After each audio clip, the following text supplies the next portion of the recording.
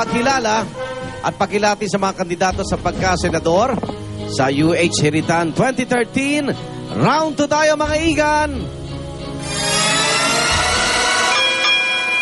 Kasama pa rin natin ang ilang mga senatorial candidate natin, Senator Gringo Onasan, dating party list Representative Risa Ontiveros, Attorney Marwil Yasos at dating party list Representative Christian Sednieres. At ngayon sa round 2 natin, sa mga online sa Twitter, pwede kayo makipag-hiritan gamit ang aming hashtag na Hiritan 2013. At dito makasama nating makikihirit sa atin ng mga tanong si Maring Winnie at ang bayan.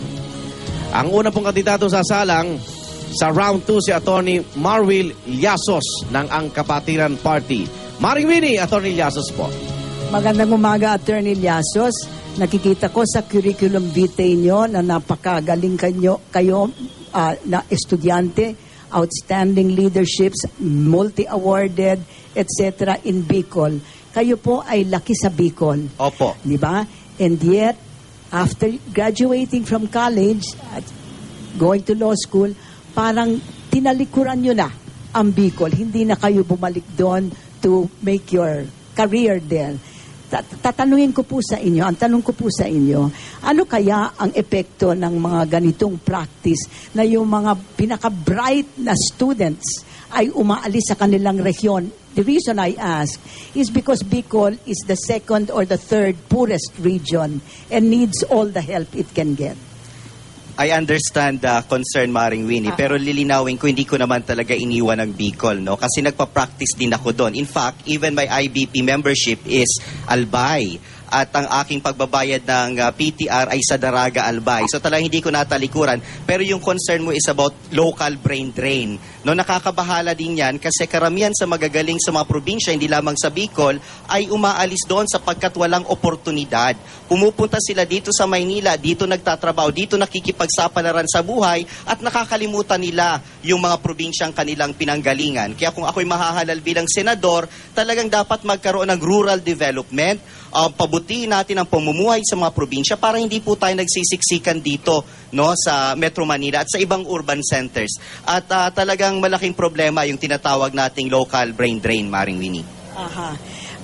Follow-up question. Kayo ba, do you consider yourself part of the local brain drain? Sa tingin ko, maaring gano'n na nga, Maring Winnie, no? Pero hindi ko masabing 100% kasi ang puso ko talaga ay nasa Albay. Kasi maya't maya umuwi ako, nagpa-practice ako doon. Binibisita ko yung aking pamilya. May mga productive endeavors ako doon. Binibigyan ko ng kabuhayan yung aking mga kapamilya. So kahit paano nakakatulong ako sa ekonomiya. At higit pa yan yung taxes ko, no? Lalo yung professional tax ko ay napupunta sa Daraga Albay na aking kinamulatan. Marhay na aldaw sa gabos ng mga Bicolano. Okay. Thank you. Maraming Thank you, salamat Maring po, Attorney Yasos. Okay. Rhea, kanino naman manggagaling ikalawang magtatanong kay Attorney? Yes, Igan, manggagaling sa ating election partner, ang Philippine Daily Inquirer, ang batikang reporter na si Hale Kabakungan Jr. Good morning, Attorney. Ang mga Pilipino ay mahilig sa underdog, pero minsan gusto rin nilang kumampi man sa underdog, sana naman ay may pag-asang manalo. Ano po ba ang ginawa ninyo o ang inyong partido na sa darating na eleksyon para may pag-asa po kayong makasungkit man lang po? Alam mo, meron kami mga strategic na pamamaraan, ano? Although inaamin namin na pagdating talaga sa perahan, ano, sa paggastos, wala kami nun. Pero meron kaming mga supporters, meron kaming mga sektor na kinakausap, lalo na on my part. Yung cooperative sector ay talagang namanata sila na susuportahan ako. Yung Federation for People Sustainable Development Cooperative, napakarami yan. They have 9 million members.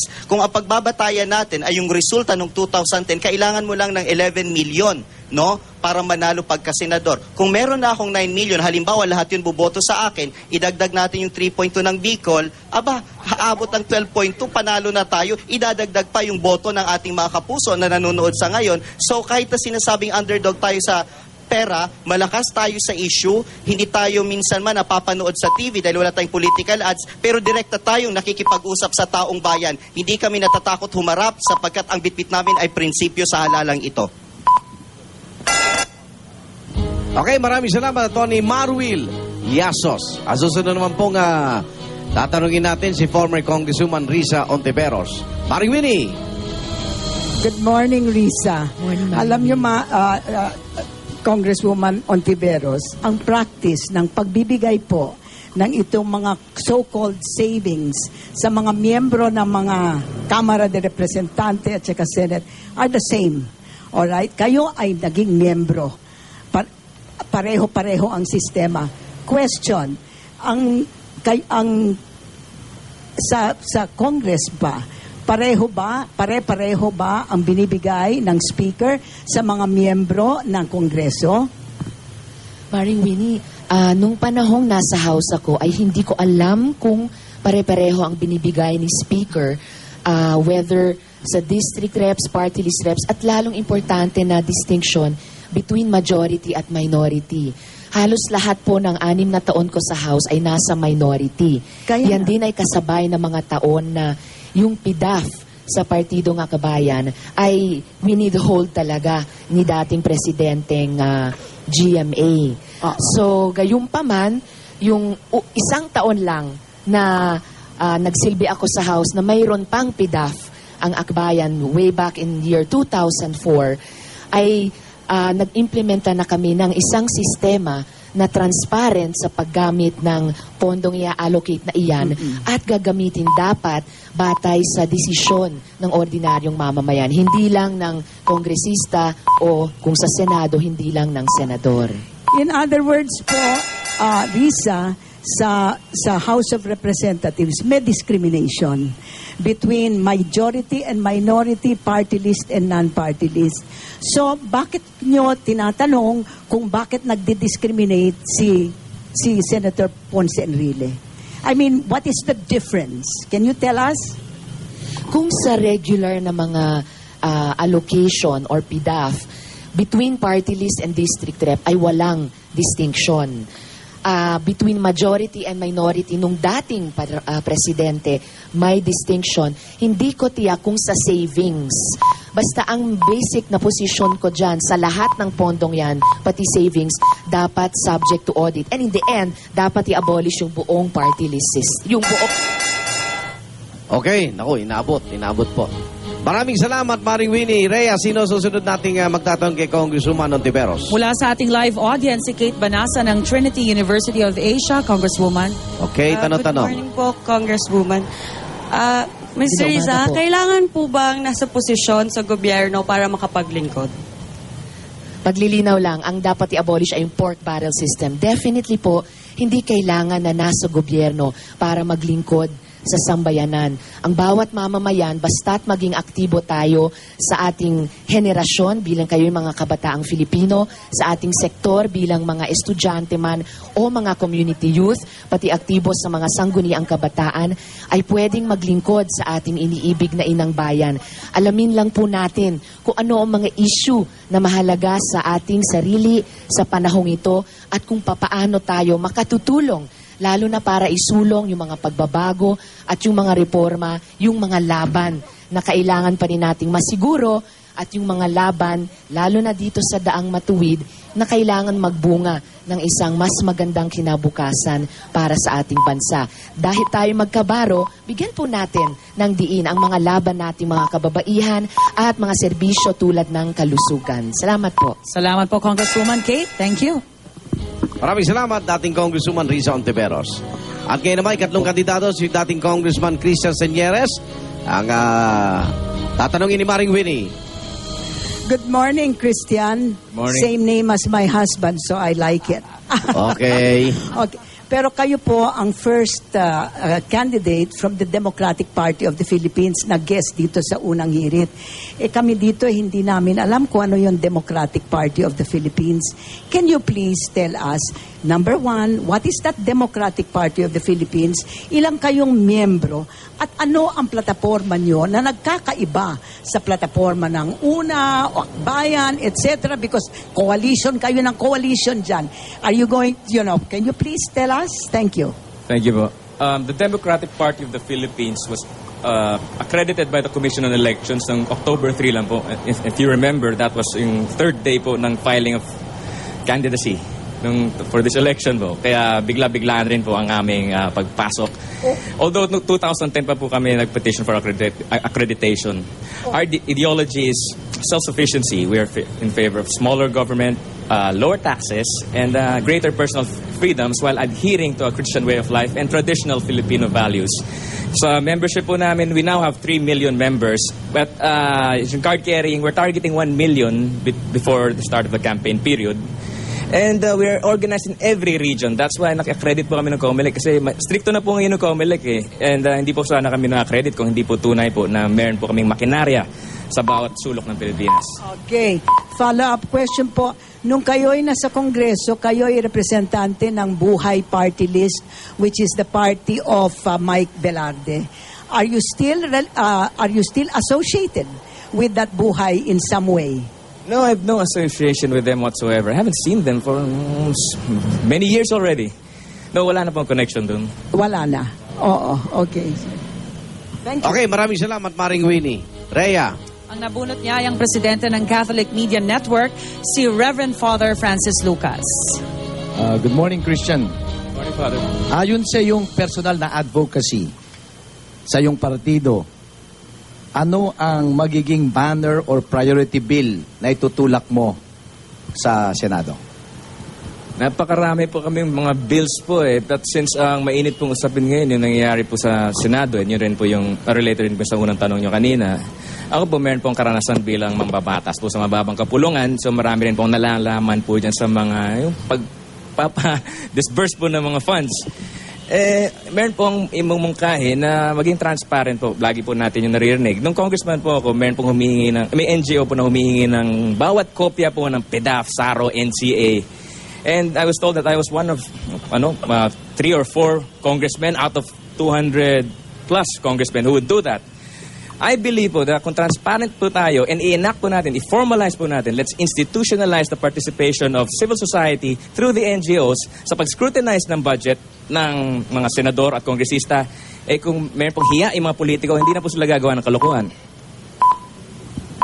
Okay, maraming salamat, Congressman Señeres. At ngayon, pang-apat po, nasasabak sa round 2, Senator Gringo Honasan. Maring Winnie, Senator Honasan po. Magandang umaga, Senator. Ikita ko sa vitae nyo, ang gaganda ng mga nagawa nyo sa Senado, no, ha? You shepherded the Carper Comprehensive Agrarian Reform at saka mukhang meron kayong gustong mini-Marshall plan for Mindanao. Pero because of ang nangyayari ngayon sa Senado, I'm going to put you on the hot seat, Senator. Kayo po ay chairman ng 3 komite sa Senado at saka 3 oversight committee sa Senado. That means ang bigay sa inyo, according to the reports that I read, is about at least 10 to 15 million per committee that you are handling. Okay? So that's anywhere from 60 to 90 million pesos, of which yung maintenance and operating expenses ay yung liquidation by certification. Walang kailangan resibo.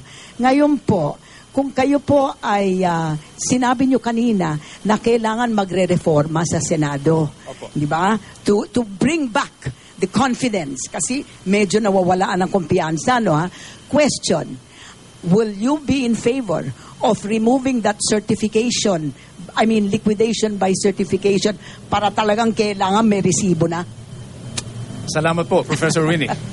Unang-una po, follow-up answer ito dun sa katanungan ninyo nung una tayo magkita. Professor Winnie, unang-una po, sayang, wala tayong Freedom of Information Bill ngayon. Sana transparent. Pangalawa po, bago nangyari yung impeachment, pinag-iisipan ko na po na i-amend yung Auditing Code of the Philippines. Kaya pinag-aaralan po namin, nagkonsulta po ako sa mga former co-chairmen at may hinanda na ho kaming package for reforms, including amendments to the laws that are relevant. Hindi ho ako payag dun sa sinasabing by certification because more transparency, more accountability, and of course, a more active auditing system. So bala ko po, ituloy lamang itong mga initiative na ito kung ako po ay makabalik sa Senado. Follow-up question, Senator Onasan. Yung auditing code na yan, iba yun eh. Kasi ang Senate practice po at naging House practice ay inadapt nila yung Confidential and Intelligence Funds procedure. Opo. Sila po, kayo mismo, and you were in the Senate in 1998, Senator Onasan, Opo. na-adapt nito. Na all of a sudden, yung maintenance and operating expenditures ng mga senador and mga kongresista, parang Confidential and Intelligence Fund. Hindi ho kailangan changing the auditing code. All you need is change the practice in the Senate and the House of Representatives. Are you with us or against us? With you, Professor Winnie, not for re-election. I am with you because I believe in reforms. I believe in transparency. Whatever it takes, change the practice, change the law, change the code. I will be with you. Thank you. Maraming salamat po. Rhea, sino naman ang nabunot ni Senator Honasan para sa kanyang second question? Igan, mula sa ating live audience, si Sarah San Diego. Ayun. Sarah, good morning. Magandang umaga po. Ano pong may papanukala nyo upang maisulong ang gender equality dito sa ating bansa? Gender equality. Sa gender equality, kailangan isaalang-alang natin yung sanctity of the family, sanctity of marriage. Pero kung ang pag-uusapan productivity, political unity, lasting peace, development and prosperity, walang gender dyan. Lahat tayo Pilipino. Lalong-lalo na pag-uusapan our most strategic and precious resource, kayo, mga kabataan. We're preparing to make you healthier, smarter, stronger, and happier para competitive kayo globally when your time comes. Senator, salamat po. Sarah, thank you. Igan. Maraming salamat, Senator Honasan. Susunod na po ang round 3. Abangan niyo po ito dahil one-on-one to. Sila mismo mga kandidato ang magtatanungan sa isa't isa. Kaya tuloy lang po ang ating pagkilala at pagkilati sa mga kandidato ng Senado dito sa UH Heritan 2013.